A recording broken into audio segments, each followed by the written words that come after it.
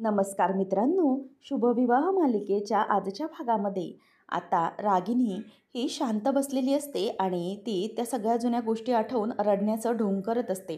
त्यावेळेला मग आता रागिनीला आत्या असं काहीही बोलू नका, प्लीज ज्या गोष्टी घडल्यात ना त्या विसरून जा आणि पुन्हा त्या गोष्टी काढू नका, असं सगळं आता भूमी त्यांना समजावत असते आणि म्हणते की आपलं ठरलं आहे ना, आता जुन्या गोष्टी आपण बाहेर काढायच्या नाही आहेत, आपण विसरायचं आहे.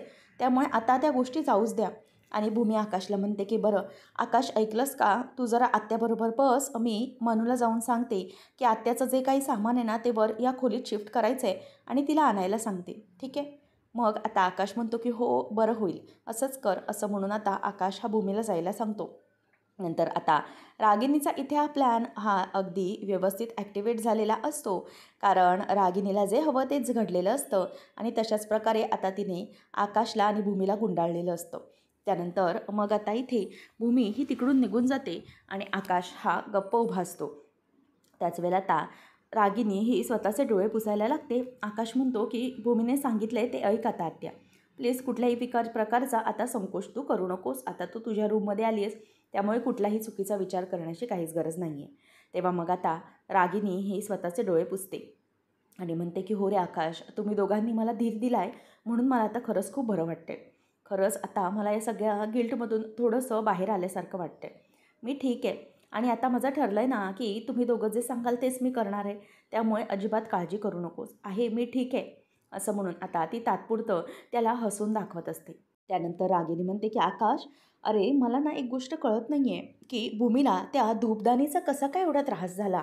म्हणजे भूमी धूप तर एरवी घरभर पसरवतच असते, फिरवते, परंतु त्यावेळेला तिला काही त्रास होत नाही. अचानक तिला काय झालं, म्हणजे मला असं वाटतंय ना की डॉक्टरला विचारलं पाहिजे की नक्की हे सगळं काय आहे. तर इथे भूमी विचार करत असते की मला असं वाटतंय की काहीतरी मी विसरली आकाशला सांगायचं, आणि ती मागे वळायला बघत असते. त्याच वेळेला त्या रागिनी म्हणते की आकाश, मला असं वाटतंय ना, तू एक काम कर, तुझ्या डॉक्टर मॅडम आहेत ना त्यांना एकदा भेट, त्यांना नक्की विचार की भूमीच्या तब्येतीबद्दल काय आहे, तिचे सगळे चेकअप वगैरे कसं आहे काय आहे, सगळे रिपोर्ट्स बघून घे, म्हणजे आपल्याला कळेल की भूमीची सध्या हेल्थ कंडिशन काय आहे. आणि मला काय वाटतं माहिती आहे की कदाचित भूमी आपल्यापासून काही लपवत असेल तर आपल्याला सगळ्यांना त्रास व्हायला नको, आपण तिची काळजी करत बसायला नको, म्हणून भूमी आपल्यापासून काही लपवत तर नसेल ना, असं आता आकाशच्या मनामध्ये ती भरवायला सुरुवात करते. ती म्हणते की कदाचित मागच्या दिवसात घरात जे काही घडलं आहे, जी परिस्थिती आली आहे, त्यामुळे भूमी जर काही सांगत नसेल तर, पण आपल्याला तिची काळजी घेतली पाहिजे, आपल्याला सगळं बघितलं पाहिजे की भूमीला नक्की काय झालं आहे, तिचं काय होतं आहे, हे तर सगळं आपल्याला बघितलं पाहिजेच ना. म्हणून आता मला असं वाटतं आहे की आकाश, आपण या सगळ्या गोष्टी बघितल्या पाहिजेत, नेमकं काय घडतं हे बघितलं पाहिजे, असं आता रागिनी ही आकाशला बोलत असते आणि म्हणते की मला भूमीबद्दल खूप काळजी वाटते. सध्या तिचं जे काही सुरू आहे ना त्यावरून असं वाटतं आहे की काही विचित्र अभद्र घडायला नको, म्हणून आपण तिची काळजी घेतली पाहिजे. मला तर वाटतं आहे की आकाश, तू एकदा डॉक्टरला भेट, म्हणजे कसं आहे ना, जर आपल्या मनातले काही गैरसमज असतील ना तर ते कदाचित दूर होतील. म्हणून मला असं वाटतं, आकाश तू एकदा बोल, भूमी जर काही लपवत असेल तर. तेवढ्यातच समोरून भूमी येते आणि भूमी त्या दोघांकडे बघतच राहिलेली असते. तर आता भूमी समोर आल्याबरोबर दिसताच आता रागिनीचा चेहरा पडतो आणि रागिनी बघतच राहते. आणि त्यानंतर मग आता भूमी ही त्यांच्याकडे संशयाच्या नजरेने बघत असते. तेवढ्यातच आता आकाश हा भूमीकडे बघतो आणि विचारतो की काय झालं आहे. तेव्हा मग भूमी म्हणते की नाही, असं काय म्हणताय तुम्ही आणि असं का बघताय माझ्याकडे, तुम्हाला अगदी मला बसून हादरा बसल्यासारखं का झालं, म्हणजे काही झालं का, आणि अशी काही गोष्ट तुम्ही बोलत होतात का की जी माझ्यापर्यंत पोहोचू द्यायची नव्हती आणि म्हणून तुम्ही माझ्याकडे अगदी शॉक झाल्यासारखं बघताय, असं काही झालं आहे का, असं आता भूमी ही त्यांना अगदी सहजतेने विचारते.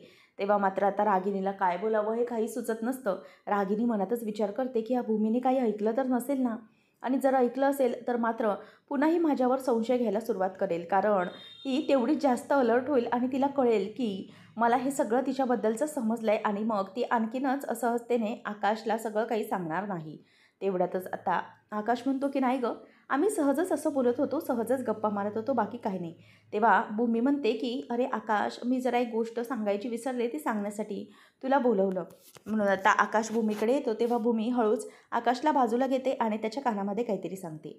त्यावेळेला आता आकाश म्हणतो की बरं ठीक आहे, चालेल, तू हो पुढे, मी येतोच, आणि भूमी निघून जाते. रागिनी म्हणते की काय रे आकाश, भूमी एवढं काय सांगत होती. तेव्हा मग आकाश म्हणतो की काय नाही, विशेष काय नाही. तेव्हा मग रागिनी म्हणते की अच्छा, म्हणजे तुमच्या दोघं नवरा बायकोंचं सिक्रेट आहे का? ठीक आहे, चालू देत चालू देत. मग नंतर आकाशला ती म्हणते की बरं आकाश, मी ज्या गोष्टी सांगितल्यात ना त्या विसरू नको, भूमीची काळजी आपण घ्यायला हवी. तेव्हा आकाश म्हणतो की हो आत्या, तू सांगितलेलं मी सगळं काही लक्षात ठेवेन, तू अजिबात चिंता करू नकोस. आणि हो, तूही आता तुझ्या तब्येतीची काळजी घ्यायची आहेस, कारण काही झालं तरी तुलाही लवकरात लवकर रिकवर व्हायचं आहे, असं आकाश आता आत्याला सांगत असतो. आणि त्यामुळे आत्या आता हसतच बघत असते, ती पुढे काहीच बोलत नाही. त्यानंतर आपल्याला पाहायला मिळतं की इकडे आकाश हा त्याचं काम करत असतो आणि तेवढ्यातच त्याला फोन येतो आणि मग तो फोनवर बोलत बोलतच बाजूला निघून जातो. आणि रागिनी आता तिच्या खोलीमध्ये आली म्हणून तिला खूप मोठा आनंद झालेला असतो. आपल्या खोलीकडे ती अगदी आनंदाने बघत असते. तेवढ्यातच तिच्या 2 सहचारिणी म्हणजेच निलांबरी आणि पौर्णिमा दोघी धावत धावत लगेच रूममध्ये येतात. निलांबरी हळूच दरवाजा लावून येते आणि निलांबरी म्हणते की काय रागिनी ताई, आता तुम्ही तुमच्या खोलीमध्ये परत आलात, परत तुमचं पूर्वीचं सगळं काही आयुष्य आहे तुमच्याकडे आलं. अरे वा, खूपच भारी वाटलं मला, असं म्हणून ती आता तिचं कौतुक करत असते आणि म्हणते की तुमचं अभिनंदन करण्यासाठी आलो आहे आम्ही. तेव्हा मग रागिनी म्हणते की एवढ्याशा थोड्या थोड्या यशासाठी मला काहीही गोड कौतुक वाटत नाही. मला हे मोठं माझं अचिव्हन्स नाही आहे. मला जे करायचं आहे ते फार मोठं आहे आणि सध्या मला आता ते करण्याच्या दिशेने मी पावलं टाकली आहेत. मला आता हळूहळू भूमीचा आणि आकाशचा विश्वास संपादन करायचा होता, तो मी केला. परंतु एवढ्यातच मी शांत बसणार नाही आहे. काही झालं तरीही मला एक नक्की कळलं आहे की आकाशचा भूमीवर खूप मोठा विश्वास आहे आणि त्याच आकाशच्या भूमीबद्दलच्या विश्वासाला मला सुरुंग लावायचा आहे आणि त्यासाठीच मला काहीतरी केलं पाहिजे. पण मला आता हे सगळं व्यवस्थित केलं पाहिजे. तेव्हा मग पौर्णिमाला ती म्हणते की बघ ऐक, माझा काय प्लॅन आहे. आणि मग आता रागिनी पुन्हा पूर्वीसारखे पाढे 55 असं म्हणून आता प्लॅनिंगला सुरुवात करतात आणि तिला प्लॅनिंग सांगायला सुरुवात करते. त्याच वेळेला आता पौर्णिमा ही ते सगळं प्लॅनिंग ऐकून घेत असते आणि रागिनी जे जे काही बोलते ते सगळं ती आता डोक्यामध्ये साठवत असते. त्यानंतर मग आता रागिनी म्हणते की कळलं आहे तुम्हाला काय करायचं आहे ते. आकाशच्या डोक्यामध्ये एक जरा संशयाची थिरकी तर मी टाकलीच आहे, परंतु त्याचं पुढचं काम करायचं आहे, असं त्यांचा आता तिघींचा प्लॅन ठरतो. त्यानंतर आपल्याला पाहायला मिळतं सगळेजण आता जेवणासाठी बसणार असतात. तेवढ्यातच आता भूमी येते आणि भूमी देखील आता जेवण वाढायला घेत असते. तेवढ्यातच आता मनू म्हणते की ताई हे बघ, तू बस जेवायला, मी वाढते ना. तेव्हा मग भूमी म्हणते की नको आपण दोघी मिळून वाढूया. तेव्हा आता आजी भूमीला ओरडते आणि म्हणते की बस, ते काही नाही, तू आधी बस बघू जेवायला. आताच तू हॉस्पिटलमधून डिस्चार्ज घेऊन आली आहेस आणि लगेचच अशी कामाला लागू नकोस, बस आधी जेवून घे. त्याच वेळेला रागिनी देखील जेवण वाढत असते आणि मानसी म्हणते की आत्या, हो तुम्ही पण चला ना, बसा जेवायला आमच्याबरोबर. तेव्हा मग रागिनी म्हणते की नको अगं भूमी, नको उगीचच नको, तुम्ही बसा जेवायला, मी वाढते ना सगळ्यांना जेवण. त्यामुळे आता रागिनी ही मुद्दामच ते नाटक करत असते. आणि त्यानंतर मग ती म्हणते की आकाश आणि भूमी यांनी मला ही एक चूक सुधारण्याची एक संधी दिली, त्यातच मला खूप मोठं धन्य मानावं लागतंय. म्हणूनच मला आता ह्या गोष्टी नको, प्लीज मला आता या गोष्टी करू दे, मला माझ्या घरच्यांच्या गोष्टी केल्या पाहिजेत, असं म्हणून आता रागिनी मुद्दामच नाटक दाखवत असते. त्याच वेळेला आता भूमी म्हणते की नाही आत्या, हे बघा, बसा तुम्ही अगोदर बसा, मला काही माहिती नाही आणि तुम्ही माझं ऐकणार नाही आहात का, परंतु तुम्ही बसा प्लीज, असं जेवायला नकार देऊ नका, तुम्ही नंतर बसू नका आणि बसा तुम्ही. आता मला असं वाटतंय ना की तुम्ही माझं तर काही ऐकणार नाही आहे, परंतु कदाचित जर आकाश आला ना तर आकाशचं तुम्ही नक्की ऐकाल, हो ना. म्हणूनच मग आता मला असं वाटतंय की आकाशलाच बोलवलं पाहिजे. त्यावेळेला आता रागिनी ही मान खाली घालून असते आणि भूमी म्हणते की आत्या, मी तुम्हाला सांगितलं ना की त्या जुन्या गोष्टींचा आता विचार तुम्ही प्लीज करू नका. तुमच्या मनातलं जे काही असेल ना ते प्लीज तुम्ही काढून टाका. उगीचच त्या गोष्टीत कुठल्याही प्रकारचा विचार आता तुम्ही करत बसू नका, असं भूमी सांगत असते. आणि परंतु रागिनी त्या सगळ्यावर काहीच रिॲक्शन देत नाही, ती गप्प बसलेली असते. तेवढ्यातच आकाश आलेला असतो आणि आकाश हा फोनवर बोलत असतो की काय बोलताय, हा खूप मोठा लॉस आहे, आता या लॉसबद्दल आपण काय करणार आहोत, मला तर काहीच कळत नाही आहे. या सगळ्या मटेरियलची अशी अवस्था काय झाली. बरं ठीक आहे, तुम्ही जो आपला काही माल आहे ना तो गोडाऊनमध्ये तिथेच ठेवा, मी बघतो पुढे त्याचं काय करायचं ते. आणि त्याच वेळेला आता आकाश हा सगळ्यांना खूप सिरियस दिसतो, कारण आकाश खूप टेन्शनमध्ये कोणाशी तरी बोलत असतो. त्याच वेळेला मग आता इथे राजा काका विचारतो की आकाश, अरे काय झालं रे, मटेरियलबद्दल काय बोलत होतास तू. मग त्यावर आकाश सांगतो की अरे राजा काका, खूप मोठा प्रॉब्लेम झालेला आहे. आपण एका मोठ्या आपल्या क्लायंटला माल पाठवण्यासाठी आपली गाड्या काढल्या होत्या, शिपमेंट पण होत होती, परंतु अचानकच त्यांनी आपल्या मालाला नकार दिला आणि जो माल आहे ना तो शिपमेंटमधूनच रिटर्न पाठवला. आणि त्यामुळे तो माल त्यांच्यापर्यंत आता पोहोचूही शकत नाही, कारण त्यांना तो माल नकोच हवा आहे. मग आता इतक्या मोठ्या प्रमाणामध्ये जो काही मटेरियल आहे ते वाया जाणार आहे ना, म्हणूनच खूप प्रॉब्लेम वाटतो आहे मला, कारण इतकं मोठं मटेरियल हे वाया जाणं हे खूप चुकीचं वाटतं आहे. तेव्हा मग राजा काका म्हणतो की हो रे आकाश, इट्स अ ह्यूज लॉस, खूप मोठा लॉस होणार आहे जर इतकं मोठं मटेरियल हे रिटर्न येणार आहे तर. आणि ते रिटर्न मटेरियल आपल्या गोडाऊनमध्ये तसंच पडून राहणार. आकाश म्हणतो की हो ना, एक्झॅक्टली मला पण तेच म्हणायचं आहे. ते मटेरियल असंच आपल्याकडे पडून राहणार आहे. मग त्याचं काय करणार? कारण त्यांच्या पद्धतीने, त्यांच्या सोयीनुसार आणि त्यांनी जे काही सांगितले त्या कंडिशन्सनुसार ते मटेरियल बनवलं होतं. मग त्याचं काय करायचं हेच कळत नाही आहे, असं आकाश म्हणत असतो. तेवढ्यातच इथे पौर्णिमा आणि निलांबरीचा प्लॅन ॲक्टिवेट झालेला असतो. आता पौर्णिमा ही भूमीच्या रूममध्ये येते आणि तिचा मोबाईल शोधू लागते आणि म्हणते की आई थांब, मी जरा मेसेज करते की काय करायचं ते. तेवढ्यातच आता इथे ती मेसेज करायला लागते आणि म्हणते की मला डॉक्टर मॅडमचा नंबर बघितला पाहिजे, त्या नंबरमधून माझ्या लक्षात येईल की पुढे मला काय करायचं आहे. तेवढ्यातच आता भूमी ही तिचा नंबर डॉक्टर म्हणून सेव्ह केलेला असतो, तो नंबर ती ओपन करते आणि त्यामध्ये मेसेज करते की मॅडम, माझे जे काही जुने रिपोर्ट्स होते ना, ते माझे रिपोर्ट्स आहेत, परंतु आत्ताचे नवीन रिपोर्ट्स आहेत ते दुसऱ्या एका नवीन पेशंटचे रिपोर्ट अटॅच झालेले आहेत. चुकून त्याचा केस पेपर वगैरे अटॅच झालेला आहे. प्लीज तुम्ही एक काम कराल का, मला माझे रिपोर्ट्स द्याल का? म्हणजे माझी फाईल मी पाठवते. प्लीज तुम्ही माझ्या नवऱ्याजवळ ते रिपोर्ट्स द्याल का? मी आकाशला पाठवते. असं म्हटल्यावर आता ते मेसेजेस असतात ते ती सेंड करून टाकते आणि नंतर मग आता नीलांबरी म्हणते की वा, तू खूप चांगले मेसेजेस पाठवलेत, आता बघूया काय होतं ते. त्यावर मग आता पौर्णिमा सांगायला लागते की आई, आता मेसेज तर पाठवलेत, परंतु त्यांचा रिप्लाय काय येतो त्याच्यावर आहे. कारण जर त्यांचा लवकर रिप्लाय आला तर बरंच आहे. मग आता नीलांबरी घाबरून म्हणते की जर त्या झोपल्या असतील तर मग आपण काय करणार आहोत. तेव्हा आता पौर्णिमा म्हणते की नाही गं आई, थांब जरा, ह्यांचं सगळ्यांचं होईपर्यंत यांचा रिप्लाय येणं गरजेचंच आहे. काही झालं तरी रिप्लाय आलाच पाहिजे. असं म्हणून आता नीलांबरी ही मागे वळून बघते आणि कोणी येते का याच्याकडे तिचं पूर्ण लक्ष असतं. त्याच वेळेला आता इथे नीलांबरी ही सारखं सारखं बाजूला जाऊन बघत असते. तेवढ्यातच पौर्णिमा म्हणते की आई, आला आला, रिप्लाय आला. असं म्हणून नीलांबरी धावत येते आणि म्हणते की काय, आला का रिप्लाय? तेव्हा ती म्हणते की हो मॅडम, ओके असं म्हणाले आहेत. मग आता नीलांबरी खुश होते की बरं झालं, आला का रिप्लाय तिचा. मग आता पुढे काय ते पटापट तिच्याशी बोलून घे, म्हणजे ती झोपलेली नसणार आहे. मग पौर्णिमा मेसेज करते की ठीक आहे. मग तेवढ्यातच आता मॅडमचा मेसेज येतो की तू आकाशला सांगितलेस का? तेव्हा आता हे ऐकल्यावर दोघींना धक्का बसतो. दोघी एकमेकींकडे बघतच बसतात. पौर्णिमा म्हणते की आई, याचा अर्थ तुला कळला का की काय आहे ते? अगं, याचा अर्थ भूमीने आकाशपासून नक्कीच काहीतरी लपवलं आहे, म्हणूनच ती मॅडम म्हणते.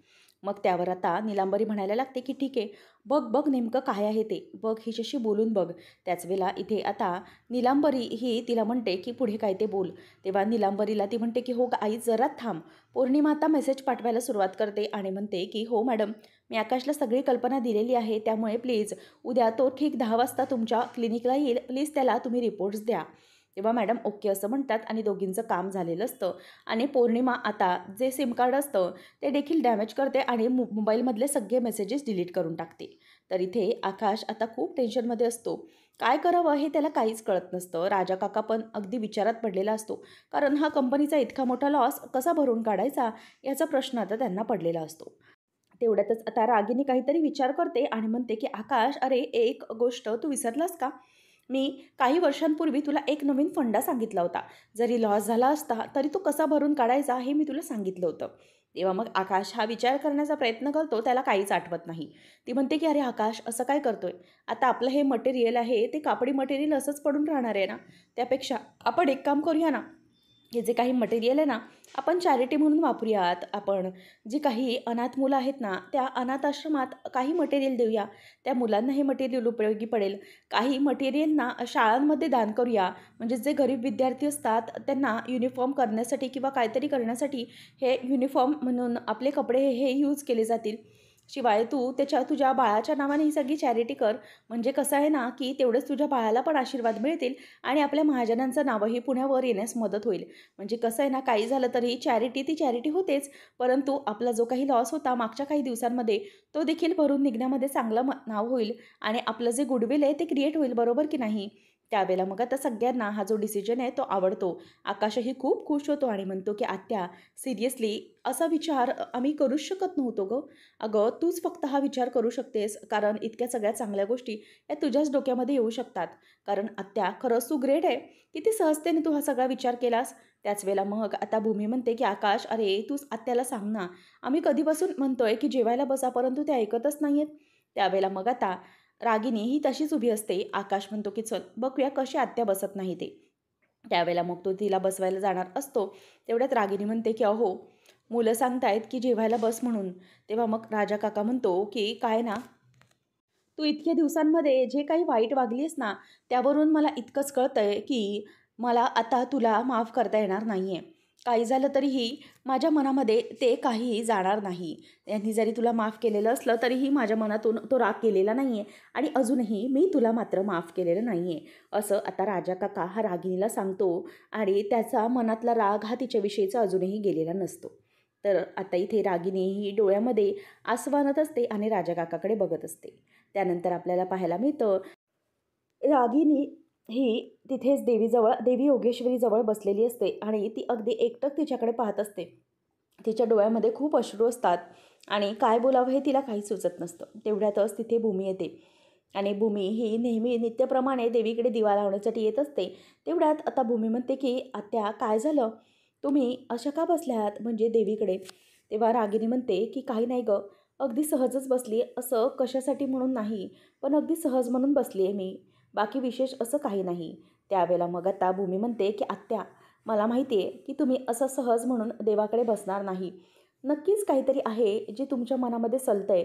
तुम्हाला त्याचा त्रास होतोय म्हणून तुम्ही इथे बसलायत, बरोबर ना? नक्की काय चाललंय तुमच्या मनामध्ये प्लीज मला सांगा ना. म्हणजे तुमचंच मन हलकं होईल. आत्या प्लीज तुम्ही त्रास करून घेऊ नका." त्यावेळेला मग रागिनी म्हणते, की "अगं, मागच्या गेलेल्या सगळ्या गोष्टींचं आठवतेय गं मी. खरंच या सगळ्याचा खूप त्रास होतोय मला. देवीजवळ आता सगळ्या गोष्टींचा हिशोब मांडतीये. काय करू मला खरंच काही कळत नाहीये. सगळ्याचा खूप त्रास होतोय मला. जे काही मला कोणी काही बोललंय त्याबद्दलचा राग नाही गं, परंतु माझ्या गोष्टी आयुष्यात ज्या काही घडल्या त्याचा स्वतःलाच दोष देते मी." रागिनी म्हणते, की "मला सांगा, मगाशी राजा काका जे काही बोलले त्यांचा तुमच्यावर अजूनही विश्वास नाही म्हणून तुम्हाला वाईट वाटलं ना?" तेव्हा मग रागिनी म्हणते, की "भूमी, अगं त्याचं वाईट तर वाटलंच, कारण काही झालं तरीही मी ज्या गोष्टी केल्यात ते सहज कोणाच्या मनामधून जाऊ शकणार नाहीत गं. परंतु जो माझा मुलगा गेलाय ना, त्याचं दुःख मला जास्त झालेलं आहे. माझा अभिजित मला कायमचा सोडून गेलाय. त्याला आता मला कधीही परत आणता येणार नाही गं. सतत माझ्या अवतीभोवती असायचा, सतत माझ्या मागेपुढे असायचा. आई मी हे करू का? आई मी ते करू का? सतत अगदी लहानपणापासूनच जेव्हा मी किचनमध्ये असायची तेव्हा अगदी मागे-मागे यायचा. किचनमध्ये यायचा, "आई मी तुला काही मदत करू का? आई मी काही काम करू का? मला हे खायला हवंय, ते खायला हवंय." सतत अगदी माझ्या मागे-मागे असायचा गं. मला आणि तो दिसतोय, इथे किचनमध्ये दिसतोय, इथे बसलेला दिसतोय, सगळीकडे दिसतोय. बागेत गेले तर पार्किंगमध्ये त्याची गाडी होती. त्या गाडीजवळ मला तो दिसतो गं आणि मला "आई मी निघतो चल" असं म्हणतो.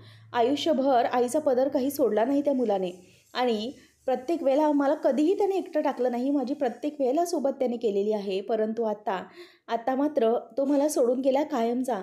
आता मला पुन्हा कधीही तो आई म्हणून हाक मारणार नाही आणि पुन्हा कधीही माझ्याजवळ येणार नाही. माझा मुलगा कायम मला सदैव चिकटून असणारा, कायमचा आईला एकटं करून पोरकं करून गेलाय गं. काय करू? मला खरंच कळत नाहीये. म्हणून अशी देवीसमोर हात जोडून बसली आहे. तर भूमी इथे रागिणीला म्हणत असते, की "आत्या, मला कळतंय सध्या तुम्ही ज्या काही अवस्थेत आहेत ना, ती अवस्था मी नक्कीच समजून घेऊ शकते. तुम्हाला खूप त्रास होतो या सगळ्याचा.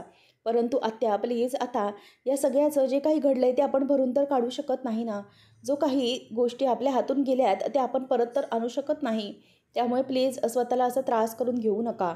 तेव्हा रागिनी म्हणते, की "म्हणूनच देवीकडे अशी बसले होते आणि या सगळ्या गोष्टीतून मला बळ दे. मला माझ्या जगण्यासाठी मला स्वतः शक्ती दे." हे सगळं मागत होते.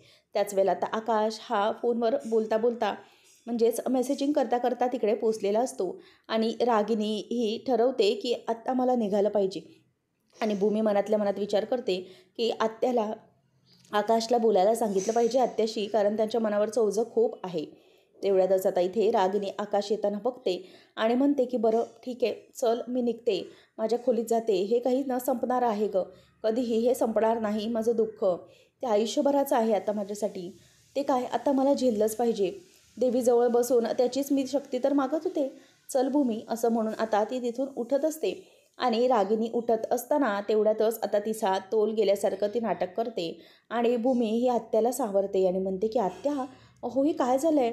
तेवढ्यातच आता आकाश येतो आणि आकाश म्हणतो की आत्या अगं तुला काय होतंय. त्याच वेळेला आता तो तिला धरतो आणि धावतच येतो की आत्याची अवस्था ही खूपच खराब असते हे त्याच्या लक्षात आलेलं असतं. आणि त्यामुळे आता रागिनी ही आत्याला परत बसवत असते. आकाशही येतो आणि म्हणतो की आत्या अगं तुला कसला त्रास होतोय, काय होतंय तुला, तू बस आधी इथे व्यवस्थित बस, तुला काहीतरी होतंय असं म्हणून ती तिला आता बसायला सांगत असते. त्याच वेळेला आता आकाशचा हात धरतच ती म्हणते की आकाश अरे हल्ली ना माझं असं सगळं होत असतं अरे. तेव्हा मग तो म्हणतो की म्हणजे. तेव्हा ती म्हणते की हल्ली ना आकाश माझं हे वारंवार चाललं आहे. म्हणजे ना असं उठता बसताना मला सतत असं गरगरल्यासारखं होत असतं, असं चक्कर आल्यासारखं होत असतं, का ते ना कळत नाही आहे मला, परंतु माझं असं होत असतं. तेव्हा मग आता रागिनीचं ते सगळं पाहून भूमीला आणि आकाशला तिची खूपच काळजी वाटत असते आणि भूमी विचार करते की नाही काही झालं तरी मला आत्याची तब्येत लवकरात लवकर सुधारली पाहिजे, त्यांना अशा अवस्थेत मला बघवणार नाही. आणि त्याच वेळेला आकाशलाही रागिनीची ती अवस्था बघवत नाही, तोही तिच्याकडे बघतच राहतो. पुढच्या भागामध्ये आपल्याला पाहायला मिळणार आहे की रागिनी आता आकाशला म्हणत असते की आकाश आत्तापासून मी ठरवलेलं आहे की तू जे सांगशील ना तसंच करायचं आणि तू जे सांगशील तसंच मी वागणार आहे, असं आता इथे रागिनी ही त्याला बोलते. मग आता आकाश म्हणतो की मानसी ऐकलंस का, जरा उद्यापासून आमच्याबरोबर तू आत्याचाही डबा पॅक करशील का. तेव्हा रागिनी म्हणते की आकाश अरे माझा डबा कशासाठी. त्यावेळेला मग आता इथे मानसी विचारते की आईंचा डबा.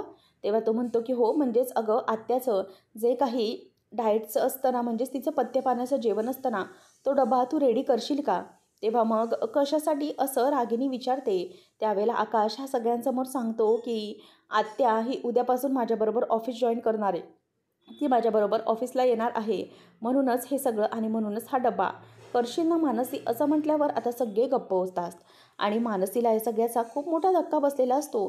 त्याचप्रमाणे राजा काका ही आकाशकडे बघतच असतो, कारण आकाशने खूप मोठा असा भयंकर निर्णय घेतलेला असतो, जेणेकरून आता रागिनी ही पुन्हा या सगळ्यामध्ये मान डोलावेल आणि सगळ्या काही गोष्टी पुन्हा ती तिच्या बाजूने करून घेईल याची भीती इथे आता राजा काकाला लागलेली असते. त्यामुळे तो खूप आता धास्तीत असतो. तर इथे रागिनी ही बाजूला जाते आणि आकाश ह्या त्या दिवशी ऑफिससाठी निघतो आणि तो ऑफिससाठी निघत असताना इथे मात्र रागिनीच्या मनातली जी काही इच्छा असते ती पूर्ण झालेली असते, कारण काही करून रागिनीला आता पुन्हा एकदा ऑफिसमध्ये शिरायचं असतं. ती आता गोष्ट आता पूर्ण होणार असते आणि त्यामुळे तिला खूप जास्त आनंद होणार असतो. आणि पुन्हा पहिले पाढे 55 असं म्हणून आकाशने रागिनीला ऑफिसमध्ये प्रवेश मिळवून दिलेला असतो. त्यामुळे आता सगळे काही वाट लागणार असते. तर मित्रांनो आता रागिनी पुढे नेमके कोणकोणते खेळ करणार हे पाहणं रंजकतेचं ठरणार आहे. अशाच अपडेट्ससाठी चॅनलला नक्की सबस्क्राईब करा.